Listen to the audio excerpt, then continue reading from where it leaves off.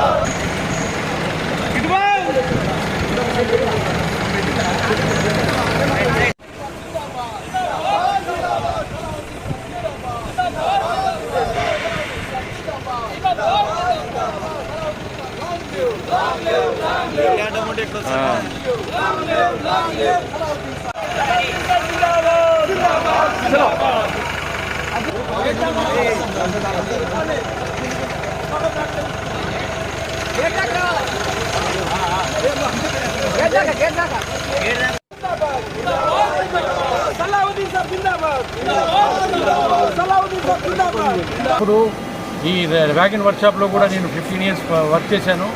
Work చేసినప్పుడు మంచి పెద్ద టార్గెట్ వచ్చింది.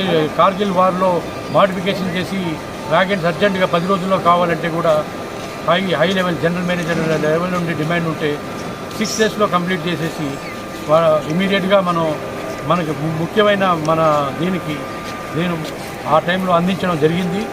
సో దానివల్ల మాకు మా సెక్షన్కి మంచి అవార్డు, గ్రేట్ అవార్డు కూడా ఇచ్చారు. తర్వాత రైల్వే సర్వీస్లో నేను ఆర్టీఎస్లో కూడా పనిచేసా 5 years ఢిల్లీలో. నాకు రైల్వేలో USA 1 month ట్రైనింగ్ వెళ్ళిన అవకాశం కూడా కల్పించారు. సో ఇంతటితో ఇక్కడ లాలాగూడ వర్క్షాప్లో వచ్చి 3.5 years అయింది.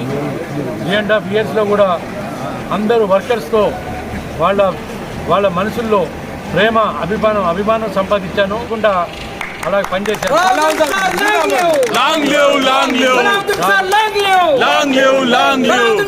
మెయిన్ ప్రిన్సిపల్ ఏంటంటే హ్యుమానిటీ. అందరూ సమానం, ఎవరు ఏ పక్షాన పార్షియాలిటీ